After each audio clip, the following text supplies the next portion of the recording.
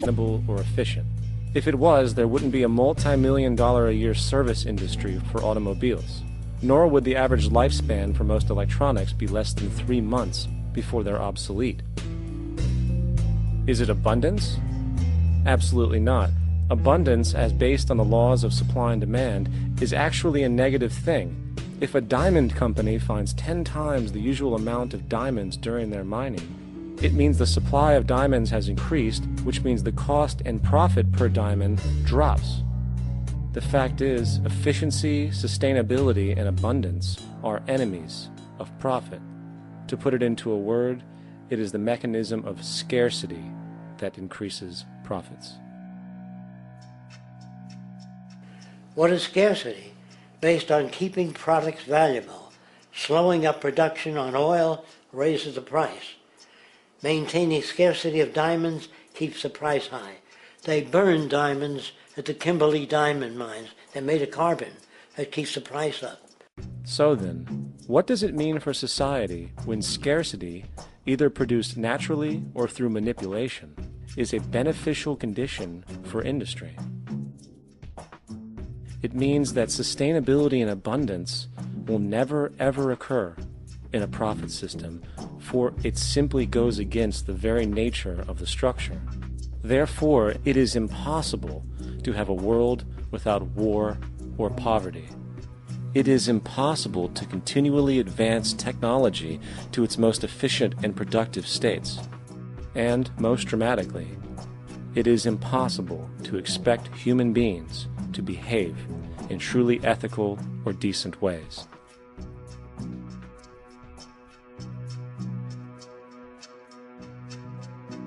People use the word instinct because they can't account for the behavior.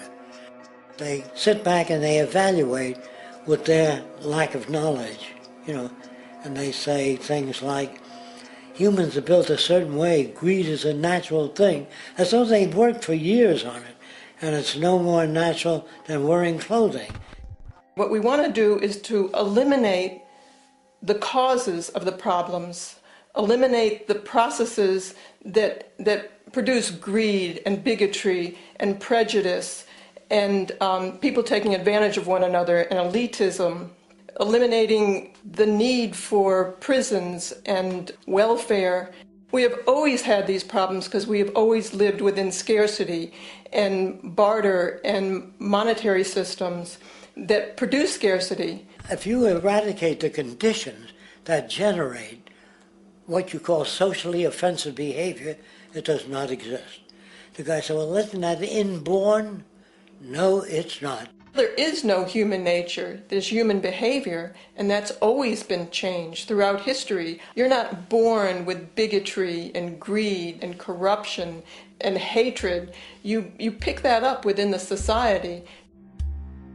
War, poverty, corruption, hunger, misery, human suffering will not change in a monetary system. That is, there'll be very little significant change.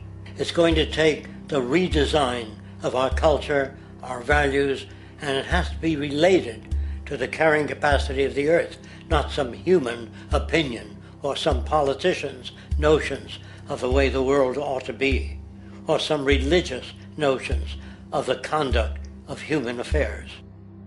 And that's what the Venus Project is about. The society that we're about to talk about is a society that is free of all the old superstitions, incarceration, prisons, police, cruelty, and law. All laws will disappear, and the professions will disappear that are no longer valid, such as stockbrokers, bankers, advertising, gone forever, because it's no longer relevant.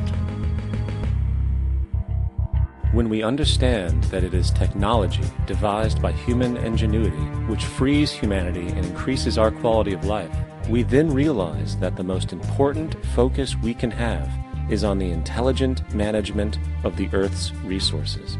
For it is from these natural resources we gain the materials to continue our path of prosperity. Understanding this, we then see that money fundamentally exists as a barrier to these resources, for virtually everything has a financial cost. And why do we need money to obtain these resources? Because of real or assumed scarcity.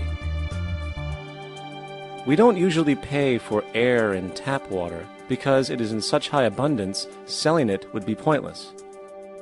So then, logically speaking, if resources and technologies applicable to creating everything in our societies, such as houses, cities, and transportation, were in high enough abundance, there would be no reason to sell anything. Likewise, if automation and machinery was so technologically advanced as to relieve human beings of labor, there would be no reason to have a job. And with these social aspects taken care of, there would be no reason to have money at all.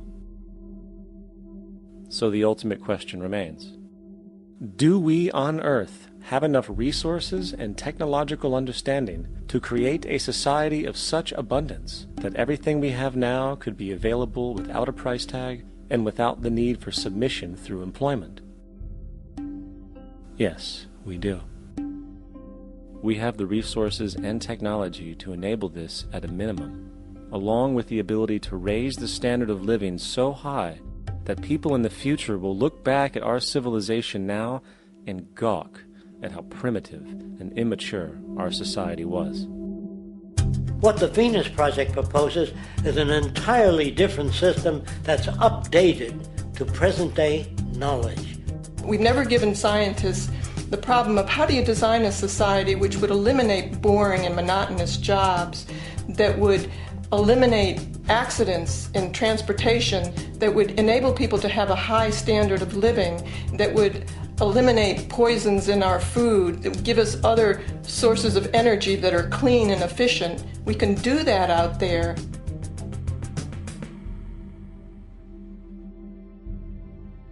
The major difference between a resource-based economy and a monetary system is that a resource-based economy is really concerned with people and their well-being, where a monetary system has become so distorted that the concerns of the people are really secondary, if they're there at all.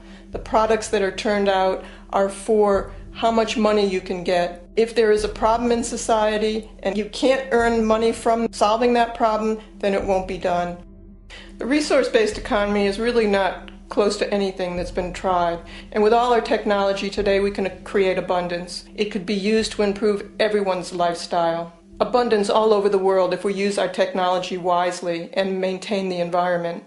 It's a very different system, and it's very hard to talk about because the public is not that well enough informed as to the state of technology.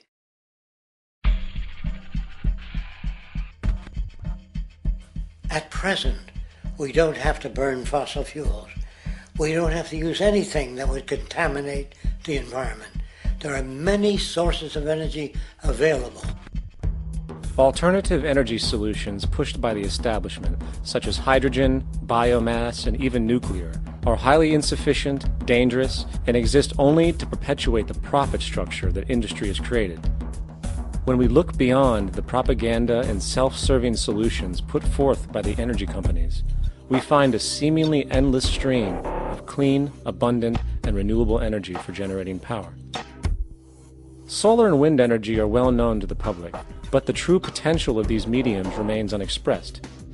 Solar energy, derived from the sun, has such abundance that 1 hour of light at high noon contains more energy than what the entire world consumes in a year.